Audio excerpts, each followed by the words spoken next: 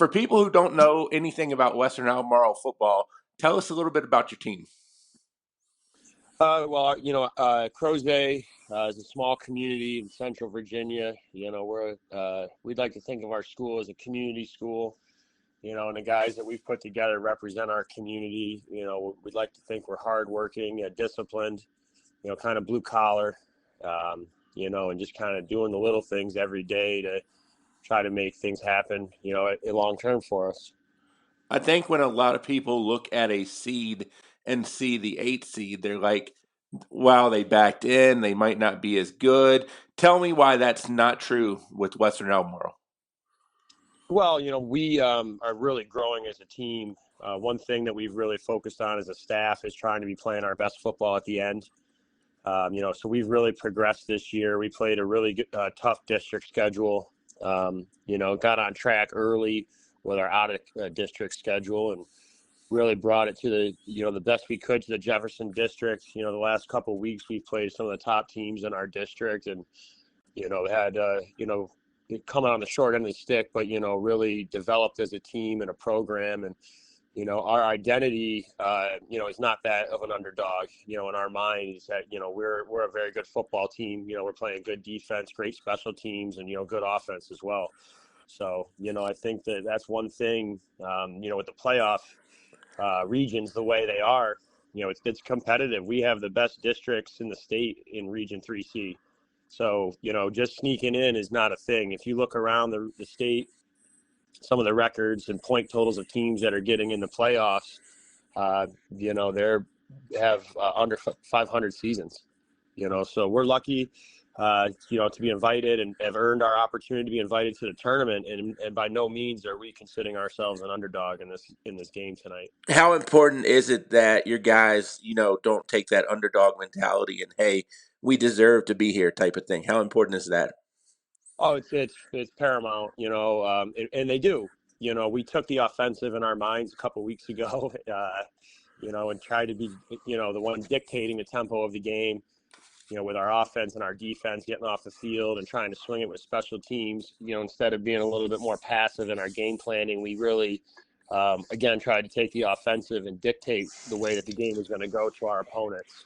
And so we're going to try to keep that going for, tonight into this game with Heritage. One, I think you hit the nail on the head, too, when you said, hey, we're playing our best football right now. How important is it that you play your best football in week, I guess it's 11, 12, as opposed to, week 2 or 3? Well, I think understanding that, football is a grind. You can't play out-of-season football games physically and legally. So you have to come into camp with the idea that it's going to be a long season. The 11 or the 22 guys they have starting on offense and defense, and then the other 66 on special teams are probably not going to be the same guys in week 2 that you're going to line up in week 12 if you get this opportunity that we have.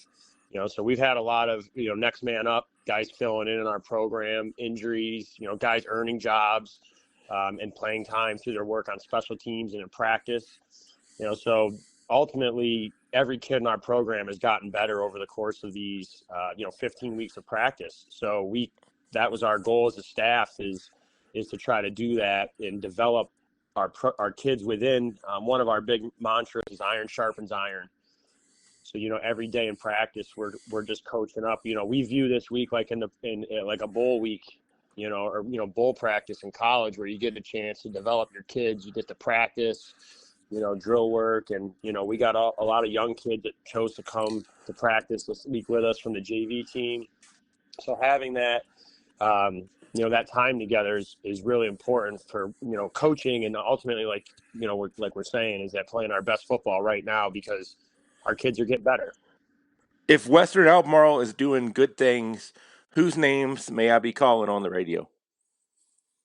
Our defense is led by Raphael Friedenberg. I hope he has a good night. Andrew Izotto on defense, Wyatt Carter. You're going to hear about Elias Albert probably a little bit in there too. Offensively, our quarterback Gray Heilman is a kid that we give a lot of trust to and leeway in our offense. So if you're saying his name a lot, and our receivers that we'll have out there. And our running backs, Nick Thomas, and R.J. Corby, Andrew Rosado, Philip Venton, Jalen Sims. Those guys will really all be able to go. But the one guys that are the guys that are most important, you won't be talking about is our offense and defensive line. So that's going to be really important for our kids, our skill players to be productive, if we can and secure the line of scrimmage offense and defensively. It's funny. I've been around football for a long time, just as a fan and broadcasting, and knowing coaches the way I do. Every coach is going to say the best players on our team, maybe not the best, but the players on our team that you're not going to talk about are the most important, and that's the offensive and defensive line. So I totally Yeah. hear you on that one. Yes, sir. What's it going to take to beat Heritage? Well, we got to play Western football. Got to take care of the football. Play great defense. We got to rally, get all 11 guys to the ball. We got to make some plays on special teams. We take great pride in our special teams units, and not turn the ball over, on offense. So, our kids are ready to play. We're excited about this opportunity, and we're going to, come down to Lynchburg, hopefully, and play a very, very tough physical football game. How important is it if they get a good play or some adversity strikes you guys that people are able to either A, have that closer's mentality of baseball to where they forget about it, B, block it out, or I don't know, C, whatever you want them to do? How important is that? Oh, one play at a time. Yep. The little things lead to the big things. That's been our kind of philosophy all year. We're just trying to get one win at a time, one stop, one play lead to a third down opportunity where we can get off the field, get the punt team out there for them and try to get a couple first downs and maybe get a field goal. But really we just want to come down and try to win the first quarter.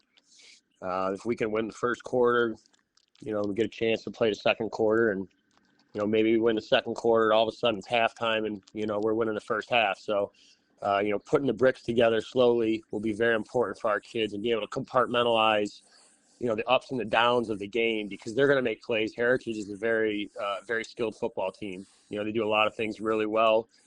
They're well coached, and so we have to be very sharp in order to try to counteract them.